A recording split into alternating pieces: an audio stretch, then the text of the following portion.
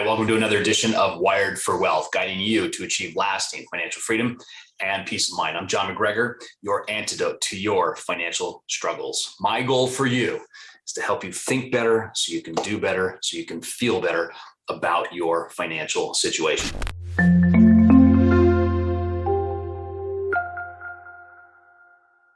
Now, look, if you're financially set, you're doing well, this video is not for you, but I'm assuming you clicked on this video because you are looking for solutions to your financial troubles and struggles and the financial stress and anxiety. So I think what I'm going to share with you is going to be really important for you to think about and hopefully for you to implement. All my episodes are based on real life interactions I have with people that I run across or that email me or what have you. And so they're always very pertinent. And so today, you probably know, I like to sit in the sauna after my workout and just talking to some young people in the sauna today. And they always pick my brain. They know what I do, I wrote the book. And the questions kind of always lead to, John, how do I become rich? Or how do I become wealthy? Or how do I find financial independence or find financial freedom? And without really thinking about it, I just kind of went through a list of things that I've witnessed, that I've done firsthand myself, that helped me achieve early financial freedom at a very young age, but also the clients that I've worked with or people that I've studied, or even people that you see in society that have done extremely well. And there are some very common traits that people have done over the years to amass a very nice living financial life and become very, very wealthy. So what I did was I wrote down my list, the top 10 things that people do to amass wealth and things that I did. And it's not rocket science. It's something anyone can incorporate. It does not take financial literacy. It does not take a degree. It does not take any of that stuff. It all comes down to your thinking and your mindset and implementing these things. So let's get into it. Studying these people and what I've done myself, the number one thing that I see people do is they pay themselves first. And I like to say the 20% rule. That's paying yourself 20% of your take-home pay before it goes anywhere. And that 20% is used to invest for your future, okay? And if you cannot put away 20% of your take-home pay, that means you are spending too much money on other things. And I know this is the time where it comes down to some crucial decisions. Perhaps you're in too big of a home or too big of an apartment, or your car is just too expensive for you. You're buying too many nice things. 20%. You start putting away 20% of your take-home pay, that will be an absolute game changer. Now that 20% can be invested, but it can be also used for other things, real estate, courses, education, or what have you. What we're talking about is investing 20% of your take-home pay for your future. And again, this may take some sacrifice on you, but it all boils down to, is this a priority? Is your financial life, your financial future, living life on your own terms, is this a priority? And if it is a huge priority, if it is a top priority in your life, then you will figure out a way to come up with that 20% to put away for the future. And that could mean, doesn't necessarily mean you're cutting back, but that means you're adding revenue. You're finding additional revenue sources. Does that make sense? So that you can indeed much easier put away that 20%. All right. Number two, the wealthy use money to buy assets that generate cash flow, not assets that are liabilities like fancy cars or expensive homes or high-end luxury items. The wealthy use money to buy assets that generate cash flow, free cash flow. Make sense? Number three, the wealthy use the tax code to their benefit. The tax code is basically a code of incentives. And the wealthy are very well knowledgeable in how the tax code works. Most people, the number one expense they have, number one amongst all their expenses, is taxes. And the wealthy are very smart in not avoiding taxes or cheating the tax system, but using the tax system to their benefit. All kinds of resources for you to build knowledge in the tax arena.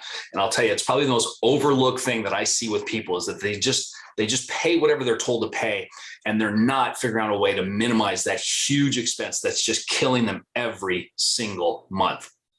So again, number three, use the tax code to your benefit. Number four, a big one, the wealthy could care less about keeping up with the Joneses. They don't care what other people think about where they live or how nice their car is or how they dress or what wine they drink, how nice their watch is. The wealthy could care less about that. In fact, most of the wealthy I know dress very, very casually.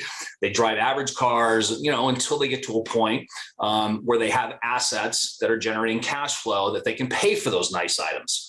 But the focus initially on these individuals, the reason they were able to get wealthy, the reason I was able to grow my wealth is that I didn't care about that stuff. I was focused on the end goal, and that was financial freedom.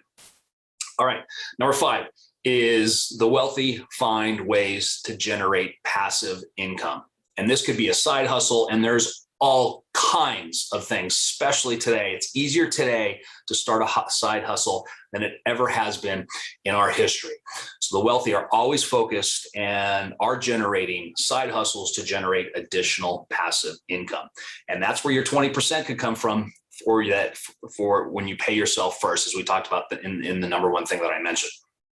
Number 6, the biggest item of an individual, of a wealthy individual, the biggest item that they possess in their house is not their flat screen television. Did you hear me? The biggest item a wealthy person has, in most cases, is not their flat screen television. Most of the time, the biggest thing that a wealthy person has in their house is their book collection. Do you see the difference? They are focused on education, learning, not watching television. It always reminds me of that statement the Lamborghini car company said when they were asked, hey, why don't you advertise on television? And their response was, well, it's because our target audience, those people that are looking to buy Lamborghinis, they're not sitting around watching TV. And when I heard that hit me between the eyes. I mean, that was pretty darn impactful. You see that connection there? So chew on that one for a moment. Number 7, the wealthy invest in books and education. In fact, you will find most will say they never listen to music in the gym. I don't listen to music ever. I can't remember the last time I listened to music in the gym. And now, spending an hour and a half to 2 hours in the gym every day, I'm getting about an hour and a half to 2 hours of reading every single day. So when people say I don't have time to read or I don't have time to study, that is simply not true. The question is, what are you listening to in your downtime when you're driving or you're at the gym or what have you? What are you listening? You can at least, guaranteed, anyone can carve out at least 15 to 30 minutes a day to enhance their education just by turning off that music and listening to something educational. And there are thousands of great podcasts out there that you can be listening to, whatever the subject of interest you are interested in. Number 8, weekends are not specifically a time for rest. Yes, we all enjoy some downtime, relaxation. We worked hard during the week, but most cases we are always working, even on the weekends. That's Sundays, Saturdays, and Sundays. I can remember Christmas Day editing my book. In fact, I have a picture of my book spread out on the dinner table on Christmas Day. Why? Because it's our passion. It's what we enjoy. It's highly, highly rewarding. I mean, this is a game that we are playing, and it's a fun game, and it's a serious game, but this is our life. And not to say you take away from family or anything like that, because that's extremely important. But I will tell you, the wealthy are always focused in their mission and their goal, and in their business, trying to improve it or enhance it or what have you. And you'll never, ever hear a wealthy person say, wow, thank goodness it's Friday. Or, hey, we've got a 3-day weekend coming up. I can tell you, those words have never come out of my mouth for about 20 years. I mean, for many, many years. We don't care about that stuff. I don't even know when the next holiday is. And the same goes for most wealthy individuals. Number 9, the wealthy have incorporated daily rituals to keep them on track. They're not wandering from activity to activity, winging it throughout the day, especially in the morning. I have a very structured ritual morning ritual that I start off with. It gives me guardrails. It keeps me focused on what I'm doing. It minimizes stress levels when you have rituals in process. And I would encourage you to incorporate rituals. Start off with 3 to 5 in the morning. Write them down and follow them every single morning. I'll tell you, if you win your morning, you will win your day. Well, you have a much greater chance at winning your day by having that structure in the morning. And then once you get through those 3 to 5 in the morning, you could add to them add to daily and even nightly rituals. I'll tell you, that is a game changer. It's in my online course, it's really the accelerator that really accelerates your journey to discovering lasting financial freedom. It's absolutely critical. And you study a lot of successful people, and they will tell you that rituals is a key to why they became successful. And number 10, the wealthy associate themselves with like-minded, successful individuals that have a common interest, instead of people that really aren't focused on their future or discovering financial freedom. The more you associate, it's like a mentorship. Even though they may not be mentoring, but the more you associate with these kind of people, I will tell you, it will totally radically change your outcome and the potential for achieving the financial freedom that you're so looking for. And I know you are. So those are the 10. I'll keep adding to the list. I would love to hear if you have any on your end that you'd like to share. This isn't a solid list. I mean, this is a growing list, but in my years, the 25 years of working with thousands of individuals of all walks of life, all demographics, I have found that these 10 are critical to their success and how they've been able to develop or achieve financial freedom and wealth in their life. And they certainly, many of these, if not all of them, I did myself. So with that, I hope that was helpful.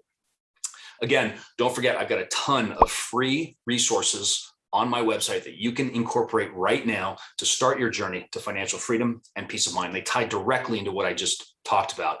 And don't forget, I just launched our online program, our online guided financial transformation mentorship program called Thrive Path, the revolutionary process to your financial freedom and peace of mind. It really is a game changer. It's the paradigm shift in any financial program you've ever seen. It really gets to the heart of why so many, perhaps you are struggling. And then we lay out a process to get you on track so you can discover the life that you're truly meant to live and the life you deserve to live. So with that, don't forget, hit the bell below and subscribe. Share this with some other people that maybe need a little encouragement or some ideas that they can do for themselves and for their families. And don't forget, leave a message with love. Love to hear from you. With that, we'll see you next time. Take care. Upward and onward. Bye-bye.